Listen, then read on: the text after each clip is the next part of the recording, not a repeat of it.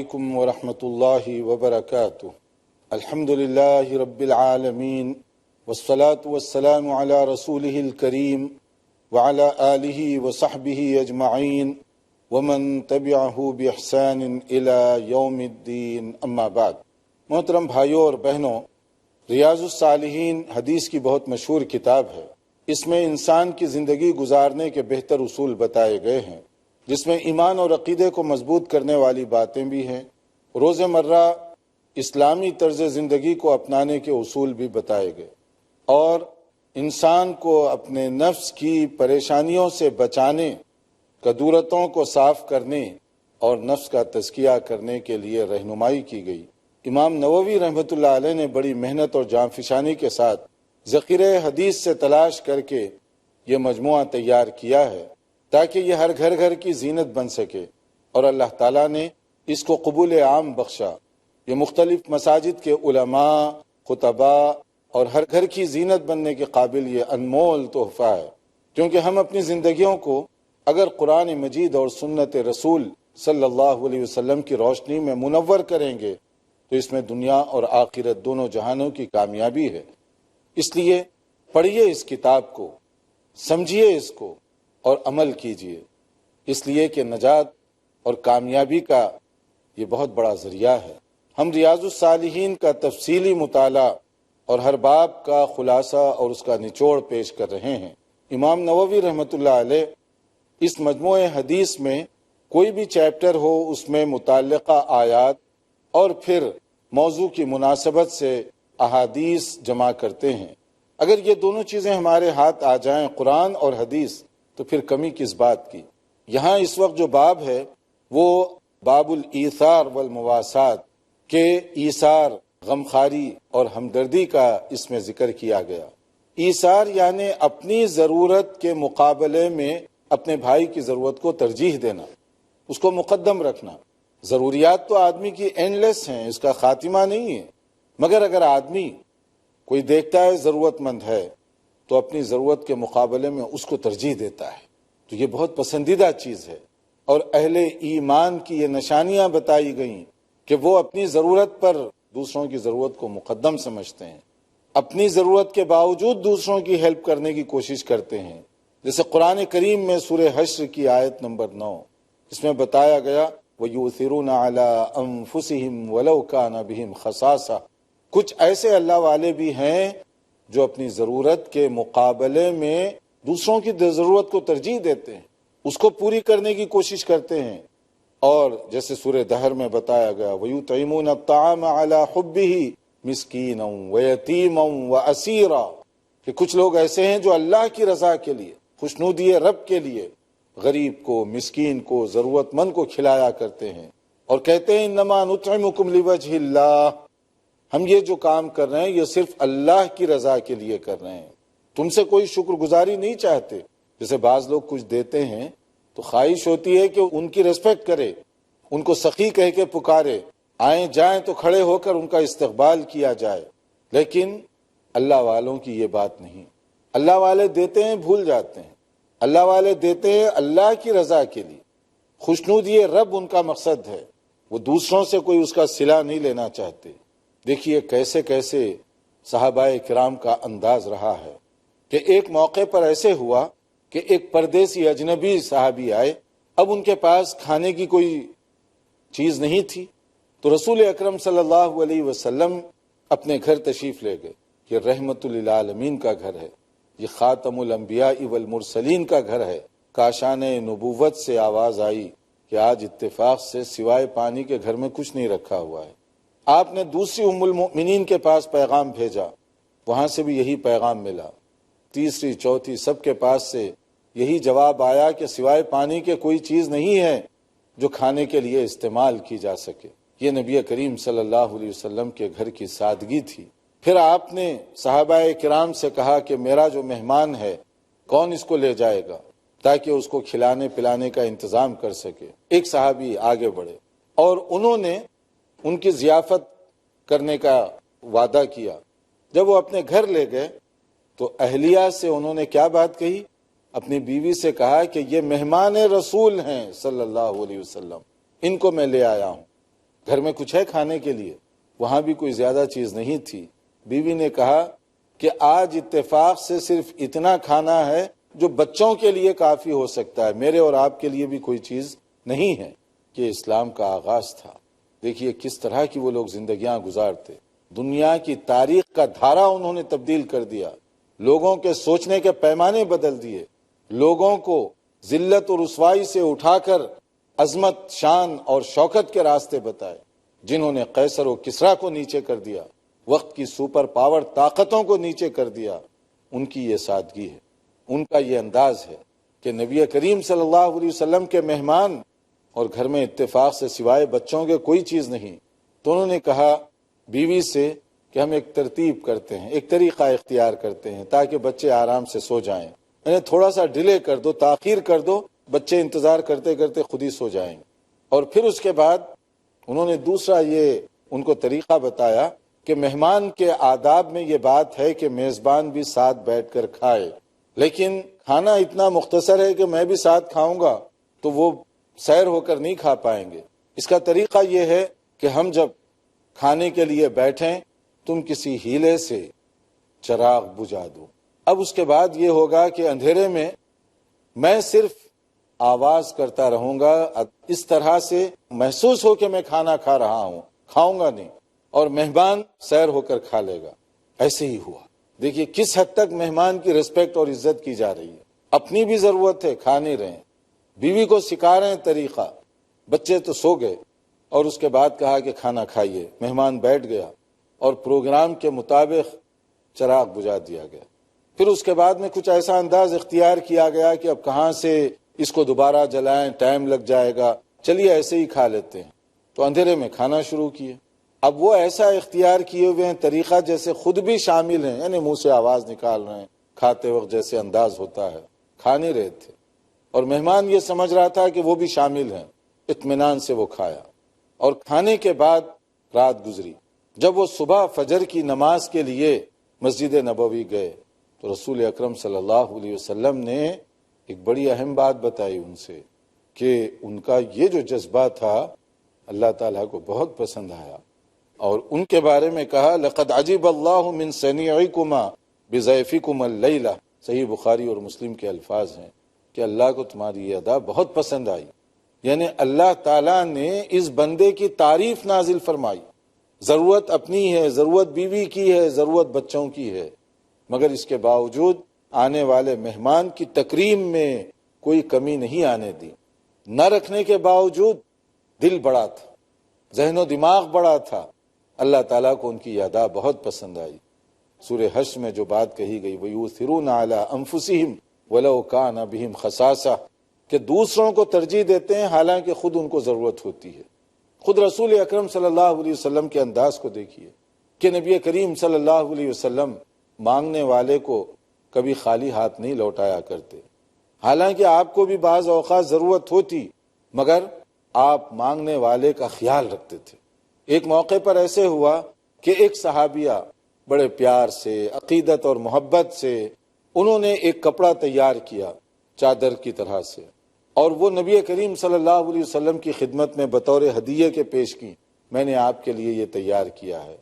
آپ کو اس وقت ضرورت بھی تھی اور آپ قبول فرما لیے اس ہدیے کو، اور اس کے بعد آپ نے اس کو استعمال کیا، زیب تن کیا، پہن لیا۔ اور جب پہن کر مسجد میں آئے تو ایک اور صحابی انہوں نے کہا کہ اے اللہ کے نبی صلی اللہ علیہ وسلم، کیا ہی بھلی یہ چادر ہے، اگر آپ مجھے دے دیں یہ چادر تو۔ اب دوسرے جو صحابہ تھے ان کو ان کا یہ انداز پسند نہیں آیا۔ انہیں معلوم تھا کہ نبی صلی اللہ علیہ وسلم سے کوئی سوال کیا جائے تو آپ اس کو لوٹاتے نہیں ہیں، اور صحابہ کو اندازہ تھا کہ اس کی نبی کو بھی ضرورت ہے۔ خامخواہ انہوں نے یہ کیا حرکت کی کہ نبی سے مانگ لیے۔ نبی صلی اللہ علیہ وسلم اس وقت تو مجلس میں بیٹھے ہوئے تھے۔ جب وہ مجلس ختم ہوئی آپ نے کہا رک جاؤ، گھر تشریف لے گئے اور وہ کپڑا بدلا اور لا کر ان کی خدمت میں پیش کر دیے۔ تو صحابہ کرام جب اس کو پسند نہیں کر رہے تھے کہ آنے والے نے یہ حرکت کیوں کی، ایسے مانگنا نہیں چاہیے تھا اس کو، لیکن انہوں نے کیا جواب دیا؟ انہوں نے کہا کہ میرے بھائی، مجھے بھی معلوم ہے کہ نبی کریم صلی اللہ علیہ وسلم کوئی چیز مانگنے والے کو واپس نہیں کرتے، مگر میں نے کیوں مانگا ہے؟ میں نے اس لیے مانگا ہے کہ میں چاہتا تھا کہ جب میں مر جاؤں تو اسی کپڑے میں میرا کفن ہو، جو کپڑا نبی کے بدن کو چھوا ہوا ہو، یہ میری خواہش تھی۔ کہتے ہیں فکانت کفن ہو، اسی طرح جیسے ان کی خواہش تھی انتقال کے بعد یہی جو کپڑا تھا اسی میں ان کی باڈی کو لپیٹا گیا، یہی ان کا کفن بن گیا۔ جیسے صحیح بخاری میں نبی کریم صلی اللہ علیہ وسلم کی یہ ادا تھی کہ اپنی ضرورت پر دوسروں کی ضرورت کو مقدم کرتے اور دوسروں کو دینے کی کوشش فرماتے۔ ناظرین، یہاں وقت ہوا ہے ایک مختصر بریک کا، دیکھتے رہیے پروگرام، وقفے کے بعد حاضر ہوں گے انشاءاللہ۔ أنت الكريم ومنك العفو ومنك العفو يا ناظرین، وقفے سے پہلے ہم بتا رہے تھے کہ ایثار اللہ کو پسند ہے، ہمدردی اور غمخواری اللہ تعالیٰ کو بہت زیادہ پسند ہے۔ اپنی ضرورت کے باوجود اہل ایمان، تقوی اور پرہیزگاری سے متصف لوگ دوسروں کی ضرورت کو مقدم رکھا کرتے تھے، دوسروں کی غمخواری زیادہ کیا کرتے تھے۔ نبی کریم صلی اللہ علیہ وسلم اور آپ کے صحابہ کرام کا یہی انداز تھا کہ پانی کی شدید ضرورت ہے ایک آدمی کو، لیکن وہ سنتا ہے دوسرے کی آواز، میدان جنگ میں پڑا ہوا ہے، وہ کہتا ہے کہ مجھ سے پہلے میرے بھائی کو پلاؤ۔ وہ سنتا ہے تیسرے کی آواز، دوسرا کہتا ہے کہ اس کو پہلے پلاؤ۔ پھر وہ سنتا ہے چوتھے کی آواز، وہ کہتا ہے کہ اپنے بھائی کو پہلے پلاؤ۔ یعنی خود ضرورت ہے، پیاسے ہیں، تڑپ رہے ہیں، مگر اپنے بھائی کی آواز آ رہی ہے تو کہتے ہیں کہ پلانے والے کو پہلے ادھر جائیے، پہلے میرے بھائی کو پلائیے، اس کے بعد میری طرف آئیے۔ یہ ان کا انداز ہوا کرتا تھا۔ یہی چیز کھانے پینے چلنے پھرنے ہر جگہ ان کا یہی انداز تھا۔ کاش یہ صفت، یعنی اپنی ضرورت کے باوجود دوسروں کی ضرورت کو اہمیت دینا، اس کی مدد کرنے کی حتی الامکان کوشش کرنا، اگر کمیونٹی میں، معاشرے میں اس مزاج و فکر کے لوگ پیدا ہو جائیں تو وہ معاشرہ باغ و بہار بن جائے گا۔ وہاں پر کتنی رحمت اور برکت ہوگی جہاں دوسروں کی ضروریات کو آدمی محسوس کرے اور اس کی ہیلپ کرنے کی کوشش کرے، ورنہ یہاں تو الٹا معاملہ چلتا ہے۔ گھر بھرا ہوا بھی ہو پھر بھی آدمی چاہے گا اور کچھ آ جائے تو اچھا ہے، دوسرے کو نہ ملے کوئی بات نہیں ہے، دوسرا مجبور ہے کوئی بات نہیں، میرا گھر بھرا ہوا ہونا چاہیے، میرا اکاؤنٹ بھرا ہوا ہونا چاہیے، میرے پاس کسی چیز کی کمی نہ ہونے پائے۔ یہ انسان کے سوچنے کا اپنا آج کل کا انداز ہے۔ رسول اکرم صلی اللہ علیہ وسلم نے، ایک قبیلہ تھا اشعری قبیلہ، ایک برادری تھی وہاں پر عرب کی، اشعری، تو ان کے اندر ایک اچھی صفت پائی جاتی تھی، جیسے صحیح بخاری اور مسلم کی یہ بات ہے۔ ان کا طریقہ کچھ ایسا تھا، باہمی تعاون کا، ایک دوسرے کے ساتھ ہیلپ کرنے کا، کوآپریشن کا، کہ کبھی کھانے ہونے کی کمی ہو جاتی تو وہ قبیلے کے جو لوگ کئی سفر پر جاتے، جتنے لوگ ہوتے، وہ اپنا جو کچھ کھانا ہے، توشہ ہے، وہ سب کہتے کہ ایک کپڑے میں ڈال دو، سب جمع کرتے ایک جگہ، کسی کا کم کسی کا زیادہ، اور پھر اس کے بعد ضرورت کے مطابق آپس میں تقسیم کر لیا کرتے تھے۔ اسی طرح سے اگر کسی اور چیز کی کمی ہوتی تو بھی وہ ایسے ہی کر لیا کرتے تھے، مل جل کر۔ یہ انداز نبی کریم صلی اللہ علیہ وسلم کو بہت پسند آیا اور آپ نے اس کی تعریف کی اور کہا کہ میں بھی انہی میں سے ہوں، یعنی میں اس چیز کو پسند کرتا ہوں کہ اس طرح سے آپس میں تعاون کے جذبات ابھریں گے، یعنی باہمی تعاون، باہمی کوآپریشن، ایک دوسرے کی خیر خواہی، ایک دوسرے کی مدد کرنا۔ نبی کریم صلی اللہ علیہ وسلم نے اس کو بہت پسند فرمایا۔ پھر ایک باب ہے التنافس فی امور الآخرہ، یعنی کمپٹیشن، مسابقہ کرنا آخرت کے بنانے اور سنوارنے میں۔ بہت اہم بات ہے اس کے اندر، وہ یہ ہے کہ ہم دنیا کمانے کے لیے ریس کرتے ہیں، کوشش کرتے ہیں کہ کسی طریقے سے زیادہ دنیا ہم کمائیں، لیکن نبی کریم صلی اللہ علیہ وسلم نے جو ہدایات دی کہ تم دنیا سے زیادہ آخرت کو بنانے کی کوشش کرو، آخرت کو سنوارو، سجاؤ، اس لیے کہ یہ کام آنے والی چیز ہے، اس میں ریس لگاؤ، اس میں کمپٹیشن لگاؤ۔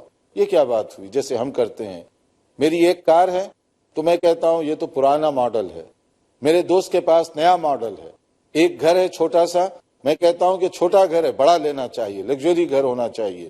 اسی طرح سے ایک سوٹ ہے، میں چاہتا ہوں کہ میرے پاس 5 سوٹ ہوں، یعنی حل میں مزید اور اضافہ اور اضافہ۔ اور آخرت کے لیے دیکھا جائے گا بعد میں جب موقع ہوگا۔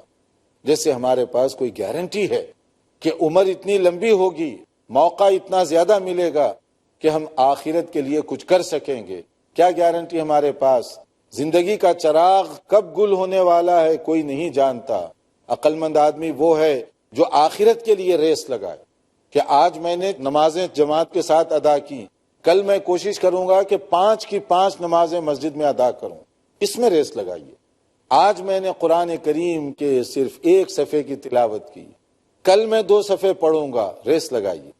میرے بھائی نے دین کے کام کے لیے 100 روپیہ خرچ کیا، کیوں نہ میں 150 روپیہ خرچ کر دوں تاکہ وہاں میرے زیادہ کام آ سکے۔ تو آخرت کے لیے ریس، آخرت کے لیے کوشش، یہ اصل میں کرنے کے کام ہے۔ قرآن کریم میں اس سلسلے میں حکم بھی دیا گیا، وَفِي ذَلِكَ فَلْيَتَنَافَسِ الْمُتَنَافِسُونَ، آخرت کے کاموں میں تم بڑھو، کمپٹیشن کرو، ریس لگاؤ، مقابلہ کرو۔ نبی کریم صلی اللہ علیہ وسلم کس طریقے سے صحابہ کرام کی تربیت فرمایا کرتے تھے، اور صحابہ کرام کے سوچنے کا انداز بھی کیا ہوتا تھا۔ نبی کی ہر ادا کو پسند فرماتے، نبی کریم صلی اللہ علیہ وسلم سے ٹوٹ کر محبت کرتے تھے، کیونکہ اللہ کے نبی کو کوئی پسند آ جائے، محبوب ہو جو اللہ کے نبی کا، اللہ اس سے محبت کرنے والا بن جاتا ہے۔ آخرت میں اس کے لیے نجات اور کامیابی ہے، جیسے حدیث میں اس سے پہلے گزر چکی، بتایا گیا المرء مع من احب، قیامت کے دن آدمی اسی کے ساتھ ہوگا جس سے دنیا میں وہ پیار کرتا تھا، دنیا میں اس کے تعلقات جس کے ساتھ تھے، اللہ تعالیٰ آخرت میں بھی ایسے ہی انتظام فرما دیں گے اس کے لیے۔ ایک موقع پر صحابہ کرام بیٹھے ہوئے تھے، بخاری اور مسلم کی یہ حدیث ہے۔ صحابہ کرام جب بیٹھے ہوئے تھے تو نبی صلی اللہ علیہ وسلم کی خدمت میں کسی نے کوئی مشروب پیش کیا، کوئی ڈرنک تھا، دودھ یا پانی وغیرہ، تو نبی کریم صلی اللہ علیہ وسلم نے اس سے کچھ پیا، اور اس کے بعد مجلس میں آپ کے قریب چھوٹا بچہ تھا اور کچھ بڑے بزرگ بھی تھے، تو اب طریقہ کیا ہے کہ پہلے جو قریب ہے اس کو دیا جائے۔ نبی کریم صلی اللہ علیہ وسلم نے بچے سے کہا کہ اگر تم مجھے اجازت دو تو یہ جو دودھ بچا ہوا ہے یا جو بھی مشروب تھا اس میں بڑوں کو دے دوں پہلے؟ تو بچے نے کیا جواب دیا؟ بچے نے کہا نہ، یہ نہیں ہو سکتا، اس لیے کہ میں چاہتا ہوں کہ آپ کا جو بچایا ہوا ہے، جس کو ہم کہتے ہیں جھوٹا، میں چاہتا ہوں کہ وہ برکت پہلے مجھے ملے، اس میں دوسروں کو ترجیح نہیں دے سکتا۔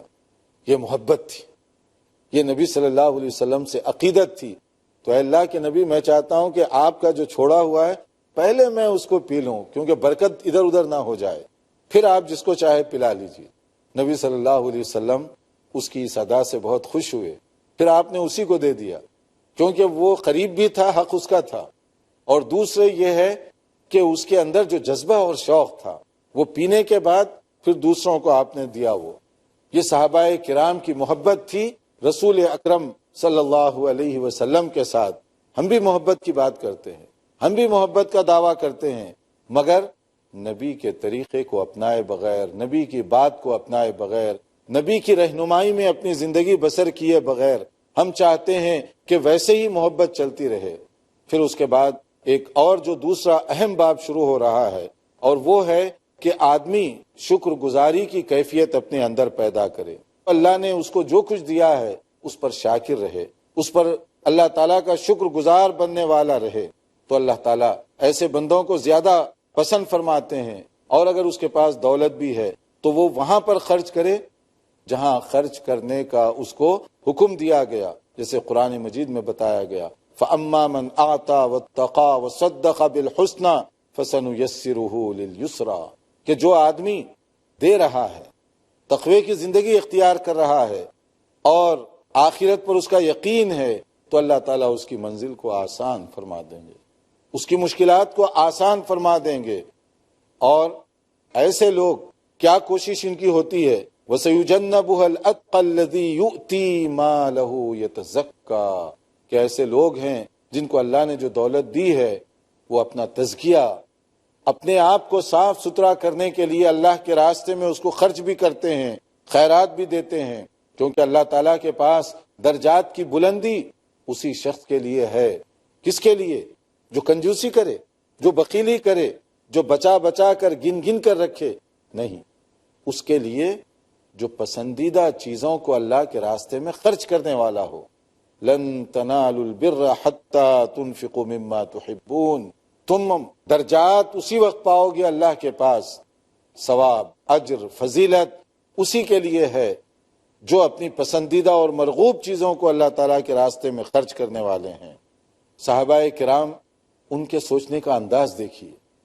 جو مالدار صحابہ تھے، امیر صحابہ، وہ عبادت بھی کرتے اور اس کے ساتھ ساتھ خرچ بھی کیا کرتے تھے۔ جو غریب صحابہ تھے وہ عبادت تو کرتے مگر صدقہ و خیرات کرنے کی گنجائش نہیں تھی۔ ایک مرتبہ ایسے ہوا کہ نبی کریم صلی اللہ علیہ وسلم کی خدمت میں غریب تنگ دست صحابہ حاضر ہوئے۔ صحیح بخاری اور صحیح مسلم کا واقعہ ہے۔ انہوں نے کہا کہ اللہ کے نبی صلی اللہ علیہ وسلم، امیر لوگ تو خرچ کر کے جنت میں زیادہ درجات پائیں گے کیونکہ عبادت بھی کر رہے ہیں، صدقہ بھی کر رہے ہیں۔ ہمارے پاس سوائے عبادت کے کچھ ہے نہیں، تو ہم صدقہ تو نہیں کر سکتے، تو ہمیں کیا نیکیاں ملیں گی؟ درجات ہمارے کم ہو جائیں گے، کیونکہ وہ کمپٹیشن آخرت میں کرتے تھے، وہ ریس آخرت کی چیزوں میں لگاتے تھے۔ تو نبی کریم صلی اللہ علیہ وسلم نے ان کا دل رکھتے ہوئے ان کو ایک طریقہ بتایا، اچھا تم اس پر عمل کرو تو تمہارے جو درجات کم ہو رہے ہیں وہ بھی تم پا لیں گے۔ اور وہ کیا ہے؟ نمازوں کے بعد سبحان اللہ، الحمدللہ، اللہ اکبر، تسبیحات، یہ پڑھا کرو۔ اب کچھ دن چلتا رہا یہ، یعنی وہ جو غریب صحابہ ہیں اب وہ عبادت کے بعد اب یہ تسبیحات، ذکر و اذکار کیا کرتے۔ امیر صحابہ جو تھے، کیونکہ ان کی توجہ بھی آخرت کی چیزوں میں تھی، انہوں نے دیکھا کہ یہ کچھ دیر زیادہ بیٹھ رہے ہیں۔ دیکھیے اب جستجو، اب پوچھے بھائی کیا پڑھ رہے ہیں، کیوں بیٹھے ہوئے ہو؟ اب وہ بول نہیں رہے ہیں، اب وہ اصرار کر رہے ہیں کہ کیوں بیٹھے ہوئے، کیا پڑھ رہے ہیں، کیونکہ ان کو معلوم ہے کہ بتائیں گے تو یہ بھی عمل کریں گے۔ اور دوسرا مسئلہ ہے کہ علم معلوم ہو، چھپا بھی نہیں سکتے، اب بڑے پھنسے وہ، چھپائیں گے تو ایک پرابلم ہے، بتائیں گے تو وہ بھی کریں گے، پھر ہمیں کیا ملے گا؟ نیکیاں کم ہو جائیں گی۔ تو پھر انہوں نے جب اصرار کیا، بتا دیے۔ جب بتا دیے، امیر لوگ وہ بھی پڑھنا شروع کر دیے۔ اب غریب پھر بھاگے بھاگے نبی صلی اللہ علیہ وسلم کی خدمت میں حاضر ہوئے۔ اے اللہ کے نبی، ان کو تو معلوم ہو گیا، تسبیح بھی پڑھ رہے ہیں، وہ صدقہ بھی کر رہے ہیں، نماز روزہ بھی کر رہے ہیں، تسبیح بھی پڑھنے لگ گئے، پھر ان کے درجات ہی بلند ہوں گے۔ تو نبی صلی اللہ علیہ وسلم نے ان کو تسلی دی کہ نیت کے مطابق اللہ کے پاس اجر ملے گا۔ ذالک فضل اللہ یؤتیہ من یشاء، اللہ تعالیٰ جس کو چاہے زیادہ دے، جس کو چاہے کم دے۔ تم اپنی نیتوں کو صحیح رکھو، اخلاص کے ساتھ عمل کرو، اللہ برکت دینے والا ہے۔ اللہ تعالیٰ عمل کرنے کی توفیق عطا فرمائے۔ والسلام علیکم